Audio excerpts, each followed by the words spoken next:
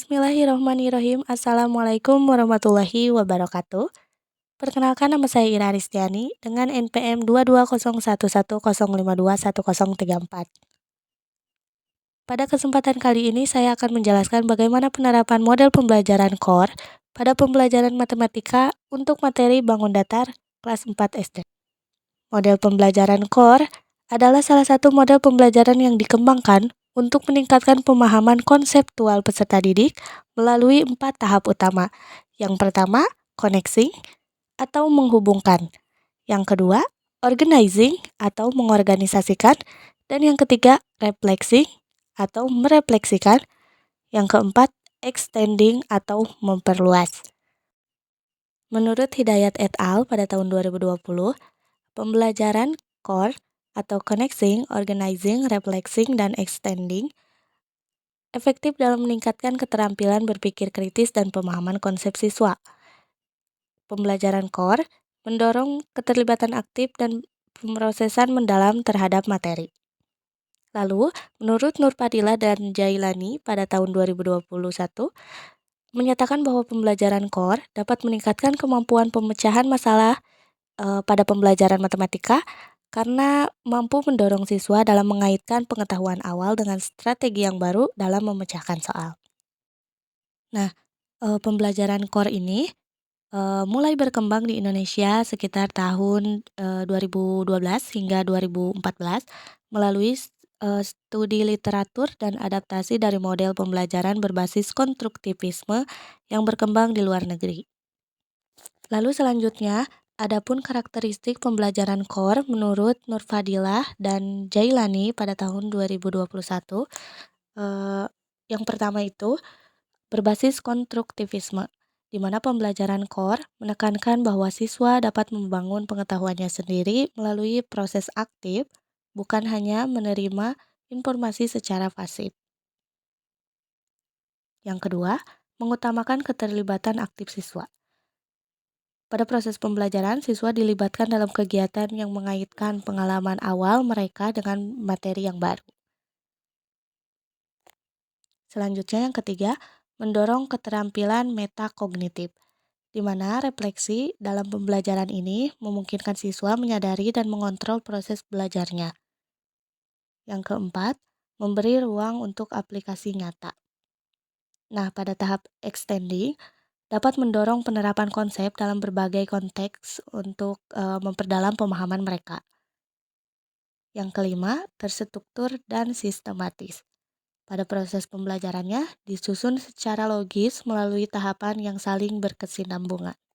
Lalu sintak pembelajaran core ini ada 4, yaitu yang pertama tadi connecting atau menghubungkan, yang kedua organizing atau mengorganisasikan, yang ketiga reflexing atau merefleksikan, dan yang keempat extending atau memperluas. Selanjutnya, kelebihan dan kekurangan pembelajaran core yang diungkapkan oleh Fitriani, Prayitno, dan Wahyuni tahun 2022. Kelebihannya antara lain yang pertama dapat meningkatkan pemahaman konsep, di mana pada tahap ini merupakan tahap yang sistematis dalam pembelajaran core karena dapat membantu siswa untuk membangun pemahaman yang lebih mendalam terkait materi yang dipelajari hari ini. Yang kedua, dapat melatih keterampilan berpikir kritis siswa, di mana pada tahapan reflexing ini dapat memberikan ruang bagi siswa untuk mengevaluasi sudah sampai mana pemahamannya mereka. Lalu yang ketiga, dapat mendorong keterlibatan aktif siswa. Pada saat proses pembelajaran, dapat memposisikan siswa sebagai pusat pembelajaran. Jadi bukan hanya sebagai penerima informasi saja. Yang keempat, dapat memudahkan terjadinya transfer ilmu, di mana pada tahap extending ini dapat membantu siswa dalam menerapkan konsep atau konteks yang berbeda. Tidak hanya kelebihannya saja, tetapi pembelajaran core ini memiliki beberapa kekurangan. Di antaranya yang pertama, memerlukan waktu yang lebih lama, karena melibatkan proses berpikir yang lebih mendalam dan juga sebuah diskusi, sehingga membutuhkan waktu lebih banyak dibandingkan dengan metode konvensional yang lain. Lalu yang kedua, butuh kesiapan guru yang lebih baik lagi, Karena seorang guru juga harus, mampu merancang bagaimana aktivitas pembelajaran yang akan, dilakukan nantinya, terutama dalam, menggali, pengetahuan awal siswa. Yang ketiga, tidak selalu cocok untuk semua materi, karena beberapa materi, eee, bersifat prosedural, mungkin lebih efektif ketika disampaikan secara langsung. Nah, selanjutnya adalah tahapan simulasi penerapan model pembelajaran core pada materi bangun datar kelas 4 SD.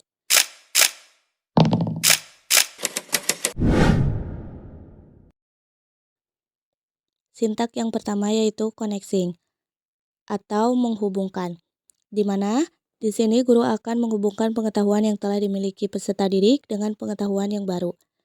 Bisa dengan mengaitkan ke dalam kehidupan sehari-hari peserta didik, misalnya eh, benda-benda di sekitar mereka di kelas ataupun di rumah.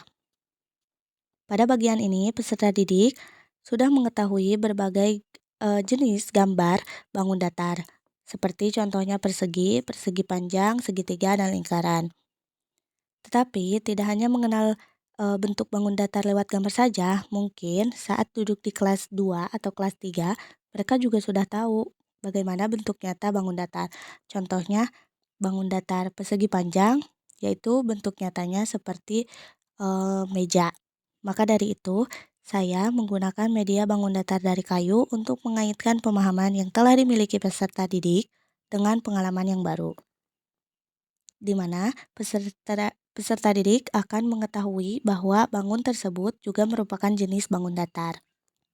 Selanjutnya, sintak yang kedua yaitu organizing atau mengorganisasikan, di mana guru akan mendorong peserta didik untuk menyusun informasi atau menyusun konsep agar lebih mudah dipahami dan diingat oleh mereka. Setelah mengetahui berbagai jenis bangun datar dan juga cirinya, peserta didik akan mengerjakan LKPD secara mandiri. Nah, pada tahap ini, guru bisa menjelaskan konsep yang menyeluruh hingga melibatkan peserta didik untuk melakukan diskusi bersama sama teman sebangkunya. Peserta didik ketika menulis akan lebih mudah dan lebih memahami pembelajaran yang telah diajarkan pada pembelajaran kali ini. Selanjutnya, sintak yang ketiga yaitu refleksing. Guru akan mendorong peserta didik untuk merefleksikan pemahaman mereka pada saat proses pembelajaran, mulai dari apa yang mereka pelajari hari ini, kesulitan apa yang mereka temukan pada saat proses pembelajaran berlangsung, lalu bagaimana bagian mana yang menurut mereka menarik. Selanjutnya, sintak yang keempat yaitu memperluas. Di sini, guru akan mendorong peserta didik untuk memperluas pemahaman yang telah mereka dapatkan melalui penerapan ke dalam situasi yang baru, di mana guru akan membagi peserta didik menjadi beberapa kelompok, lalu diberikan LKPD untuk dikerjakan secara berkelompok. Dalam satu kelompoknya ini berjumlah 4 orang. Di sini mereka akan mengerjakan mengenai berbagai jenis bangun datar dan ditempel di atas HVS yang merupakan denah lokasi yang belum lengkap. Dalam satu kelompok itu berjumlah 4 orang, dengan orang pertama bertugas untuk menggunting kertas berwarna, orang kedua bertugas menempel kertas berwarna ke atas kertas HVS, orang ketiga bertugas untuk membaca langkah-langkah pengerjaan LKPD-nya, lalu orang yang keempat bertugas untuk mempresentasikan hasil kerja kelompok mereka. Maka dengan ini mereka telah memperluas pemahaman mereka melalui tugas kelompok melengkapi denah lokasi yang telah ditugaskan oleh guru.